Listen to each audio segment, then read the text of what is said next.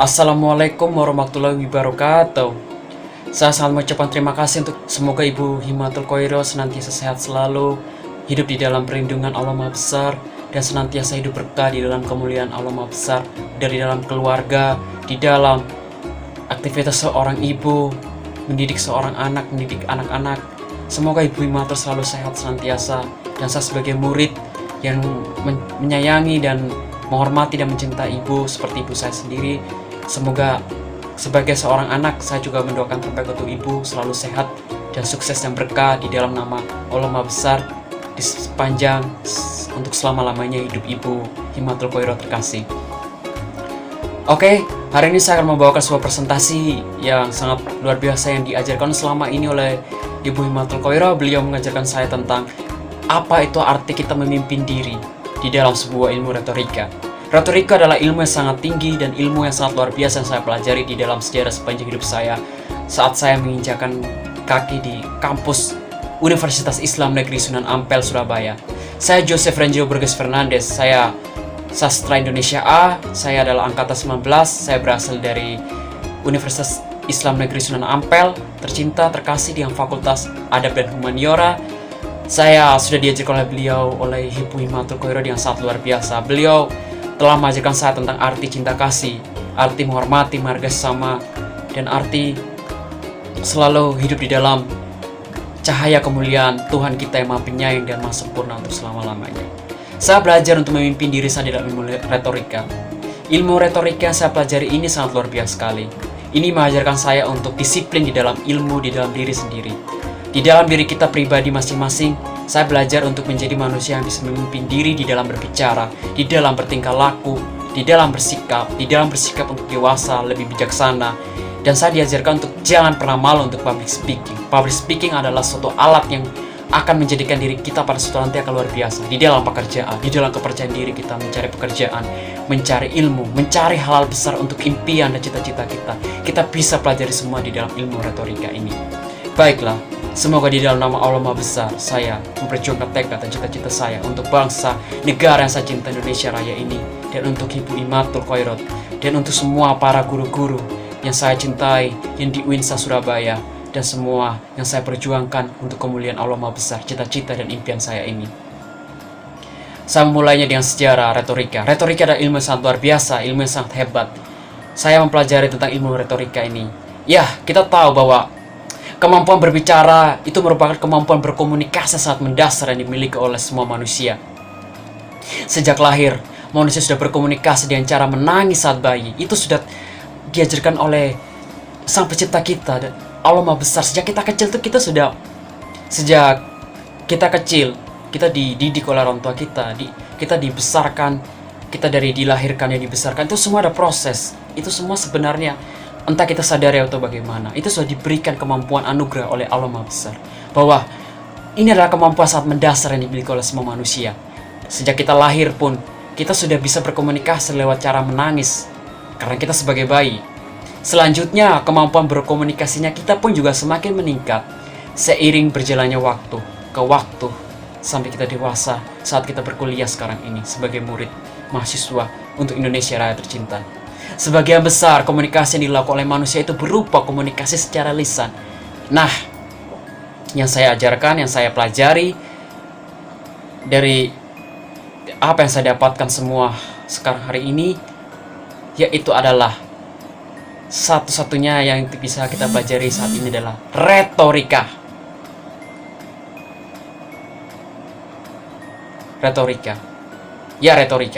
Retorika adalah upaya-upaya yang dilakukan pembicara pada bahasa lisan atau penulis pada bahasa tulisan misalnya, dalam memilih bentuk ungkapan yang anggap paling efektif untuk menarik perhatian pendengar atau pembacanya. Kita semua tahu bahwa di sini saya memilih temanya adalah bab 1, yaitu adalah sejarah dan perkembangan retorika. Sejarah dan perkembangan retorika. Apa yang disebut dengan retorika? Apa yang dimaksud dengan sejarah? Semua yang menyangkut tentang kebesaran persatuan retorika hingga menjadi sebuah ilmu, hingga menjadi suatu hal yang sangat luar biasa yang harus dipelajari oleh manusia di dalam hidupnya sebagai seorang manusia yang sudah diajarkan oleh Allah Maha Besar sejak kecil bahwa berkomunikasi adalah hal utama untuk menentukan diri kita sebagai manusia yang lebih baik dan bijaksana.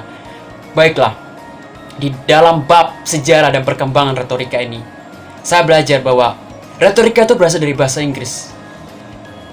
Retorika itu bersumber dari perkataan Latin atau rhetorica yang berarti ilmu bicara. Retorika sebagai suatu ilmu memiliki sifat-sifat rasional, empiris, umum, dan akumulatif. Itu sih disebutkan oleh para tokoh-tokoh besar, baik Indonesia, rakyat tercinta, baik dunia, menyatakan bahwa ya, rasional. Rasional di sini dikatakan bahwa apa yang disampaikan oleh seseorang pembicara harus tersusun secara sistematis dan logis. Empiris yang berarti menyajikan fakta-fakta yang dapat diverifikasi oleh panca indera kita sebagai manusia. Umum ya. Umum memang artinya itu. Tapi ada suatu kebenaran yang disampaikan tidak bersifat rahasia dan tidak dirahasiakan karena memiliki nilai sosial sebagai manusia. Kan kita makhluk hidup, kita akan selalu hidup di dalam sebuah persatuan dan ikatan sosial sebagai manusia. Kita membutuhkan sama kita membutuhkan orang lain, dan kita membutuhkan keluarga kita untuk mencapai dan meraih cita-cita kita setinggi langit. Dan ini semua yang dipelajari di dalam ilmu retorika. Maka oleh sebab itu, akumulatif yang merupakan perkembangan dari ilmu yang sudah ada sebelumnya, yaitu penggunaan bahasa secara lisan maupun tulisan. Retorika ini secara sistematis dan metodologis telah dipelajari, diteliti, dan dipraktekkan oleh sang tokoh besar dunia yang merupakan sang pengabdi ilmu retorika ini, yaitu adalah Socrates dan penerusnya. Baiklah, hingga akhirnya lahirlah para tokoh-tokoh besar dunia di dalam ilmu retorika dan ilmu-ilmu umum yang membuat dunia ini seakan lebih berwarna dan lebih bisa bahwa kita bangsa Indonesia ini bisa menjadi bangsa yang lebih baik, cerdas, dan juga maju ke depan kalau kita mau mempelajarinya dengan baik. Sebelum kita menuju ke atas itu, kita harus mempelajari dari dasar, from zero to be hero. Itu sebabnya saya memberikan ajaran dari dasarnya dahulu. Oleh sebab itu, ada juga yang saya pelajari di sini juga, ada yang memberi pengertian tentang retorika yang sebagai seni penggunaan bahasa yang efektif. Yang lain ada juga yang mengatakan retorika sebagai public speaking. Nah, ini sangat penting sekali di dalam ilmu-ilmu yang sekarang kita pelajari di dalam hidup ini kan. Ya, public speaking atau berbicara di depan umum. Pengertian retorika kalau misalnya secara sempit ya, itu adalah hal yang mengenai bicara sedang secara luasnya ya. Kalau pengertian retorika secara sempit, yaitu adalah suatu ilmu yang pelajari tentang bicara. Nah, kalau secara luasnya, yaitu adalah penggunaan bahasa secara lisan dan tulisan. Menurut Sunarjo ya, ini adalah bapak beliau tokoh besar Indonesia ya. Beliau mengatakan bahwa pada tahun 1953 beliau menyatakan bahwa pengertian retorika itu dapat dilihat dari tinjauan filosofis dan tinjauan ilmu komunikasi.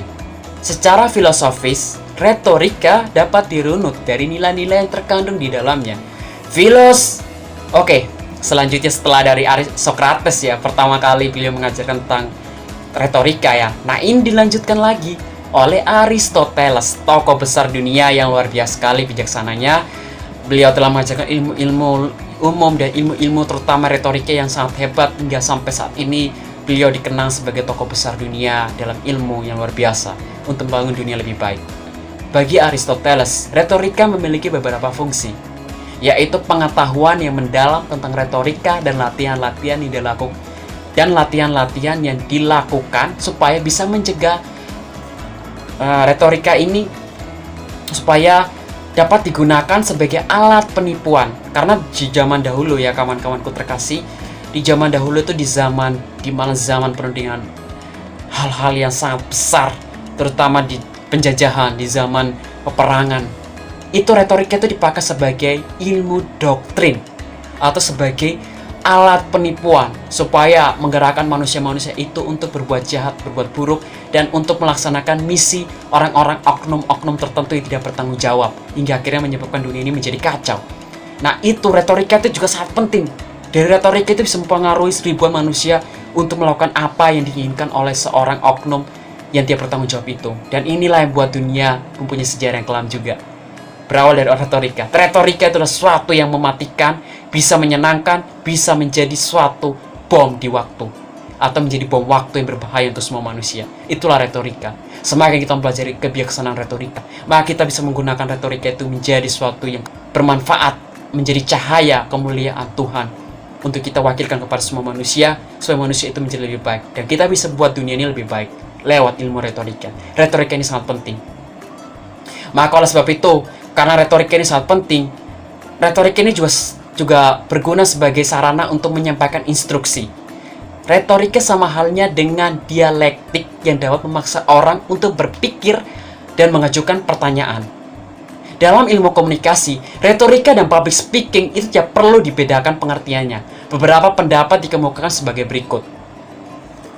Ya, public speaking ya, dari awal, public speaking. Public speaking atau retorika adalah suatu komunikasi tempat komunikator berhadapan langsung dengan massa atau berhadapan dengan komunikasi yang secara langsung dengan para audiens atau para penonton atau para pendengar. Nah, public speaking atau retorika ini dibedakan dengan komunikasi massa juga. Alasannya karena kenapa? Karena alasannya itu adalah komunikasi massa adalah jenis komunikasi yang menggunakan media massa. Sedangkan public speaking atau retorika adalah komunikasi langsung dengan massa yang secara dilakukan berlangsung begitu saja. Nah, selanjutnya public speaking atau retorika itu juga digolongkan pada komunikasi massa. Alasannya bahwa public speaking atau retorika harus dibedakan dengan pidato-pidato lain. Public speaking adalah bentuk-bentuk komunikasi berupa pembicaraan yang diucapkan oleh seseorang di depan orang banyak atau massa mengenai suatu masalah sosial. Public speaking atau retorika mempunyai ciri khusus, yakni public speaking yang harus diucapkan di depan orang banyak atau massa. Yang menjadi topik di dalam pembicaraannya adalah kita harus tahu terlebih dahulu, kawan-kawanku terkasih, kita harus tahu terlebih dahulu bahwa public speaking ini adalah bentuk komunikasi berupa pembicaraan yang diucapkan oleh seseorang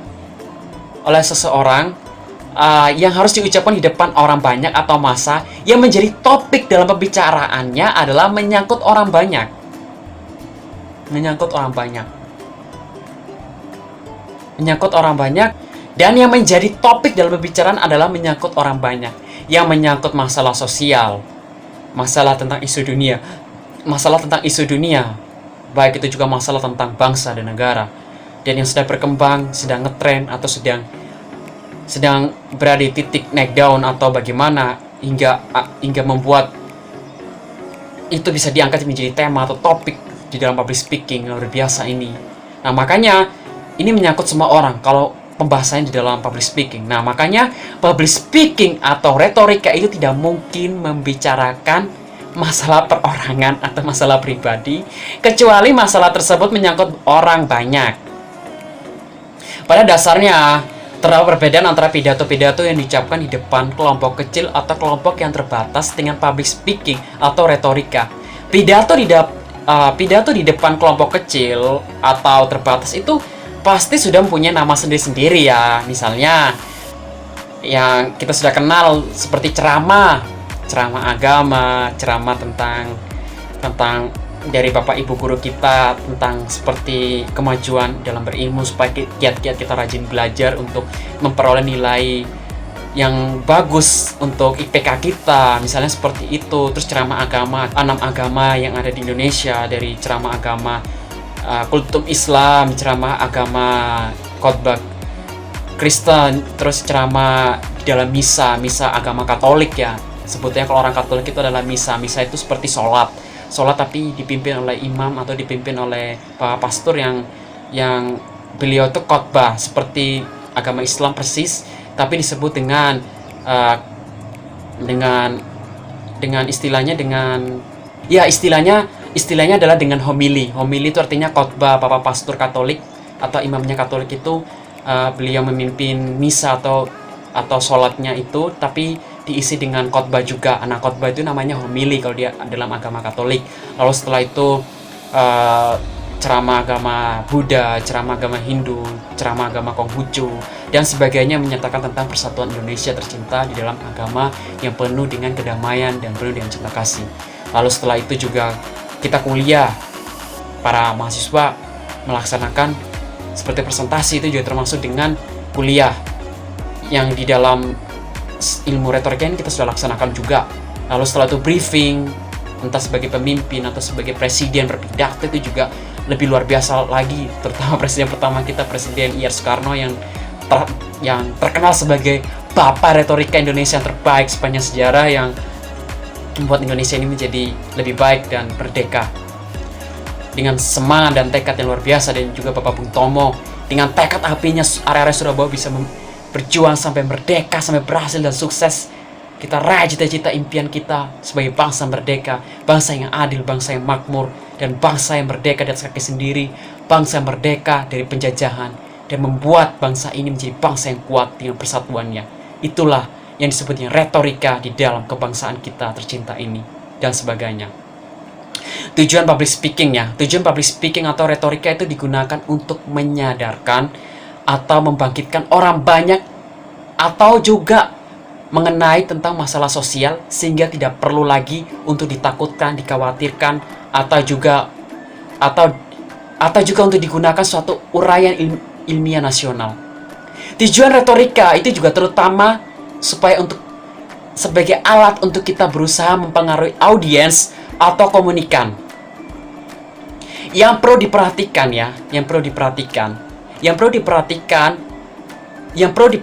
ialah retorika itu merupakan teknik pemakaian bahasa secara efektif, yang berarti memilih kata-kata yang dapat mempengaruhi komunikasi sesuai dengan kondisi dan situasi komunikan tersebut. Setelah kita mempelajari tentang semua itu, ya sangat luar biasa sekali bahwa setelah beliau memberitahukan bahwa ia adalah seorang yang sangat baik, sangat hebat, sangat luar biasa, yang menulis sebuah buku yang sangat luar biasa sekali yang berjudul adalah The Good Man Speaks Well. Dalam praktek Cicero betul-betul bahwa orator itu adalah seseorang yang sangat berpengaruh untuk mempengaruhi manusia. Semoga dengan dia selalu jadi orang baik, dia bisa membuat manusia yang mendengarnya juga menjadi orang yang baik. Makanya sangat diperlukan orang-orang yang baik dalam melaksanakan kegiatan retorika ini dan aktivitas retorika ini. Baiklah, di situ juga menyatakan bahwa kaisar penguasa Romawi yang ditakutan, ya Caesar. Di zaman dahulu ada pemimpin Romawi yang sangat ditakuti oleh seantero dunia yang bernama Caesar.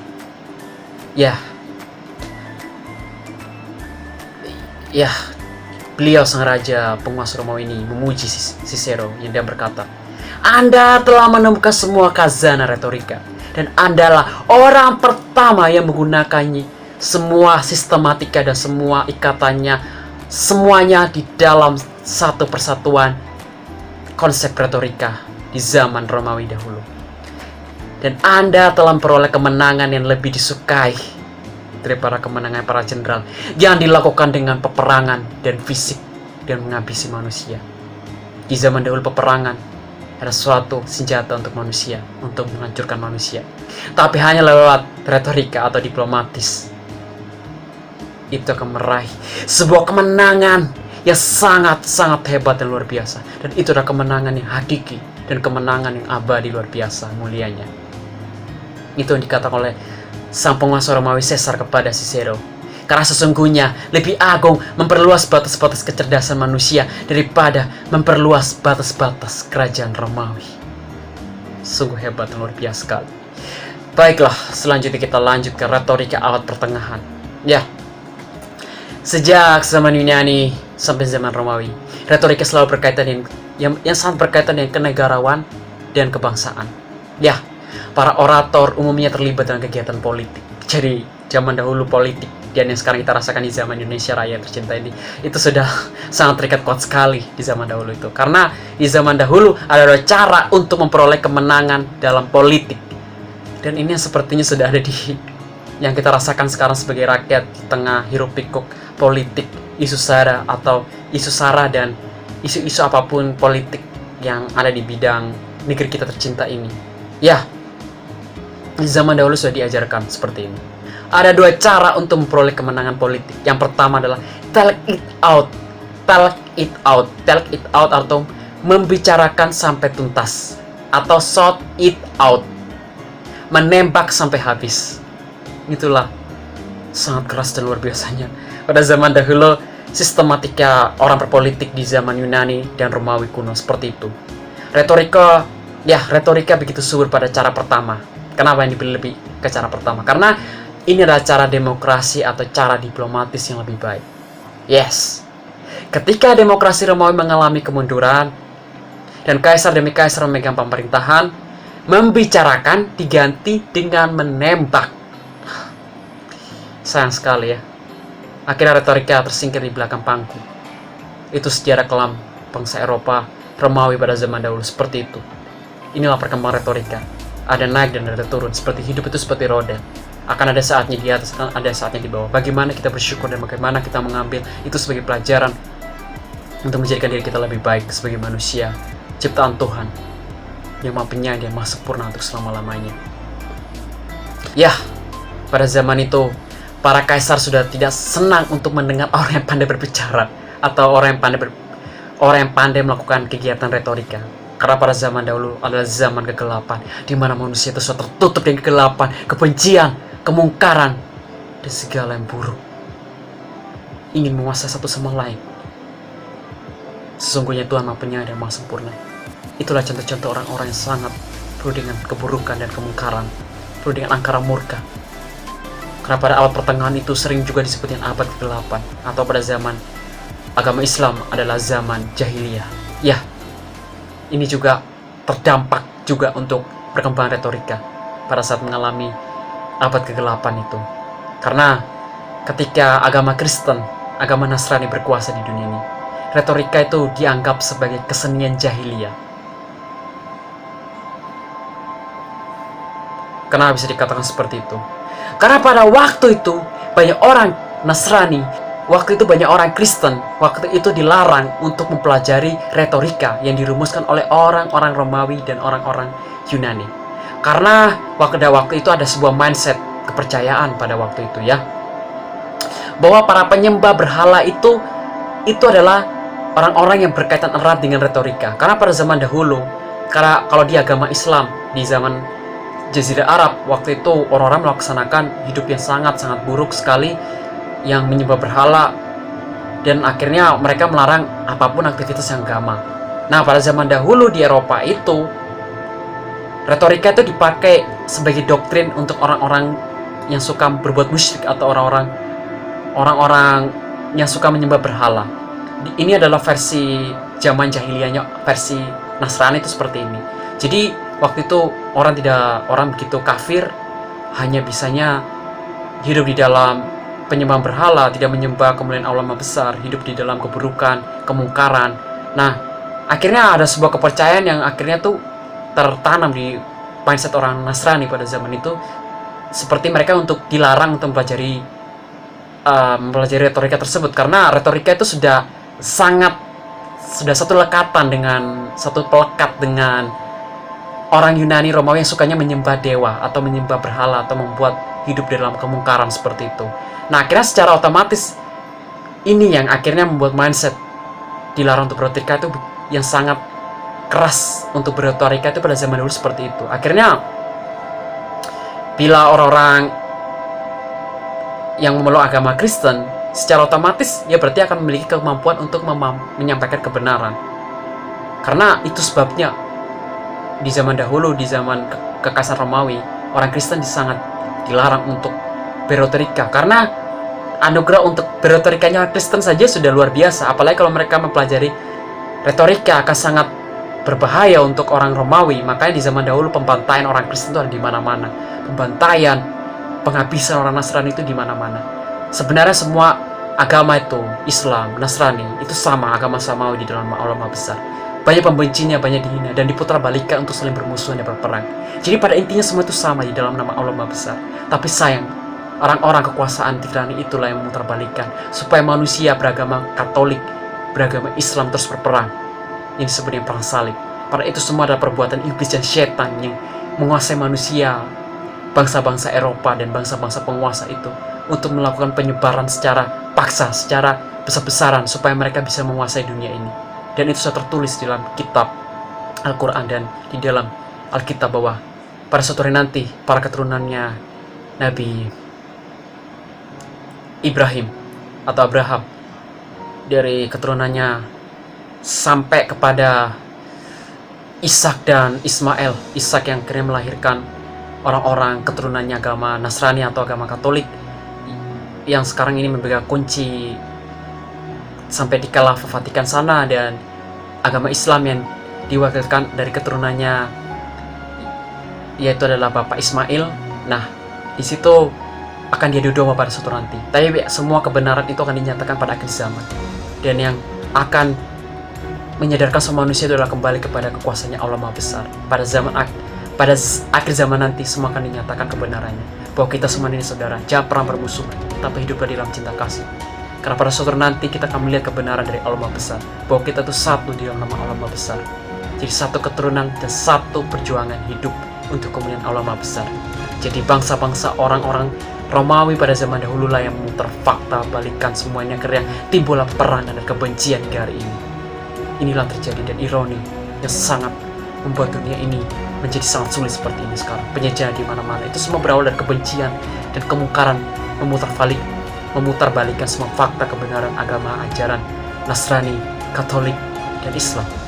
Semoga kita hamba-hambanya Allah Maha Besar senantiasa dekat kepadanya dan hidup penuh dengan cinta kasih, supaya kita bisa menjadi cahaya untuk kemuliaannya dan membuat dunia ini tetap hidup dalam kedamaian dan cinta kasih dan lebih baik untuk selama-lamanya.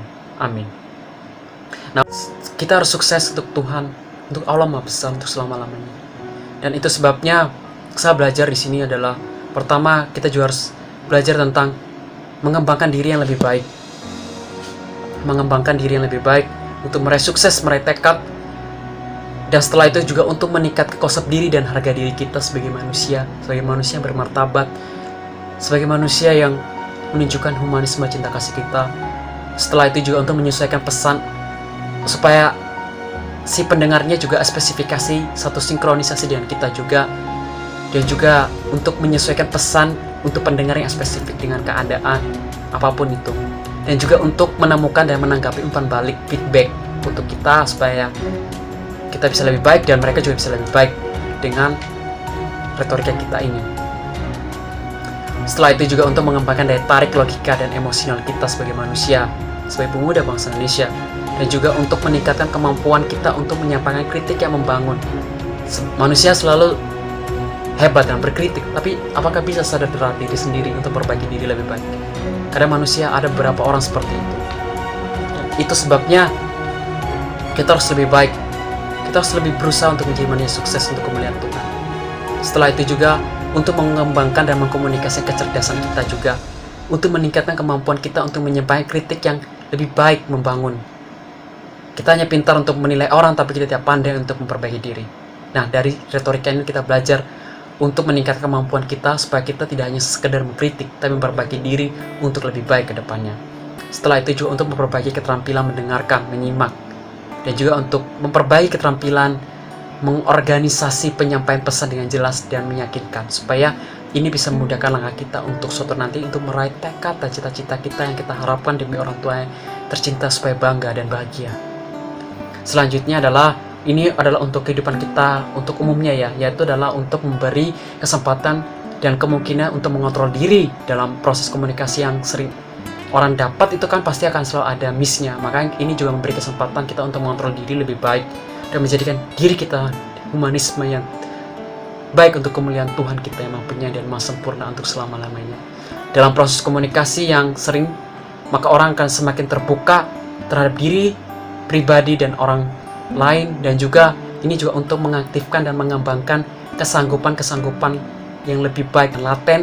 Dan lewat proses komunikasi retoris dapat terbina sikap humanisme kita pribadi sebagai manusia memiliki sikap objektif dan toleransi tinggi untuk Indonesia tercinta kita ini.